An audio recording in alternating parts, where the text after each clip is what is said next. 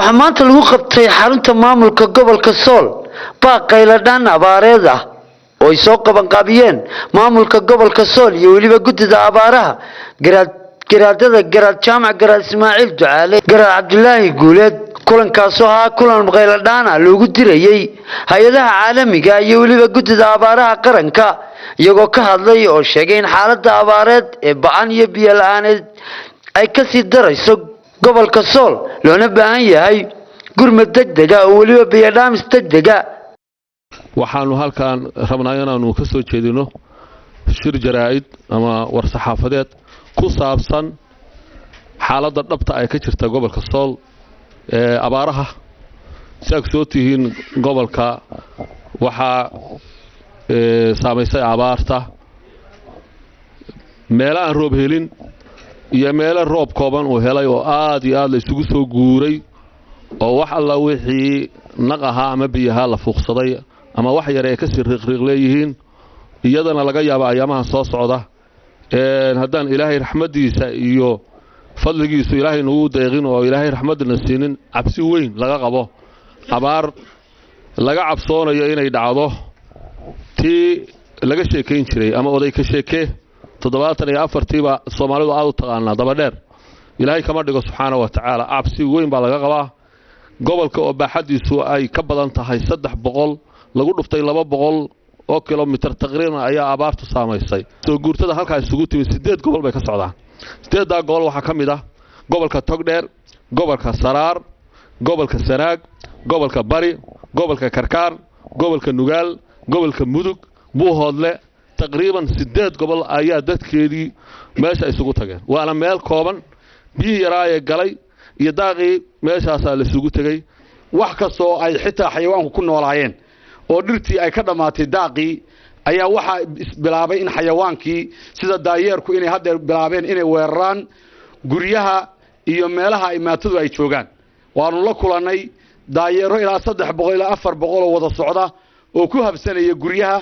oo waxa laale waxa yaala cunaya oo jeexjeexaya oo waxba aan ka tagin maqashay cunayaan hadda waxaan aad uga baqaynaa in carruurtana ku daraan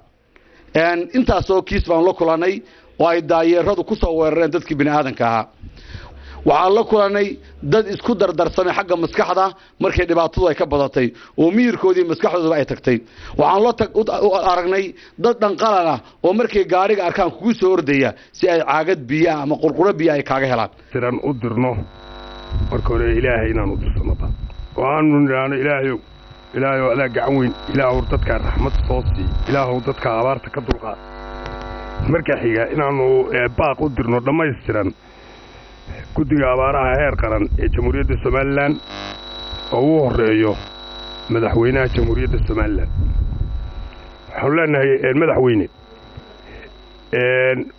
maanta inaga maqani ma jirto ilaa garaadadii baa fadhiya baaqa abaaraha heerka ay gaadhay abaartu ay ka gaadhay Sool dadka isugu soo guuray inta gobol ee joogta baahida taala dhibaatada caafimaad ee taala waxaan leenahay haddii alla idmo marka warbixintaasi ay ku soo gaadho waxaanu kaa codsanaynaa madaxweyne wixii kale aad haysaba inaad dhigto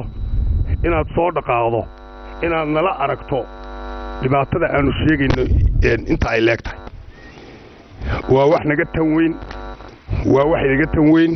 waxaan doonaynaa haddii alla idmo inaad timaado inaad aragto baahida wixii kale ee hawla iyo arina maxaa la yidhaahdaa dib u dhigo hadday biyo tahay iyo hadday raashin tahay iyo hadday dawo xoolaa tahay iyo hadday dawadda tahayba dadku bixidiisu way bilaabatay laakiin ma badna laakiin duuyo waa la kala tegey meeshii roobku helayna duunyadii waa lagu kala tegey meeshii uusan helina hadalkeeda baddaa insha allah waxaanu rajaynaynaa in maxaa la yidhaha gurmad degdega loo soo fidiyo gobolka Sool baaq kale waxaan u dirayaa qurba joogta u dhalatay gobolkan qurba joogta u dhalatay Soomaaliland in ay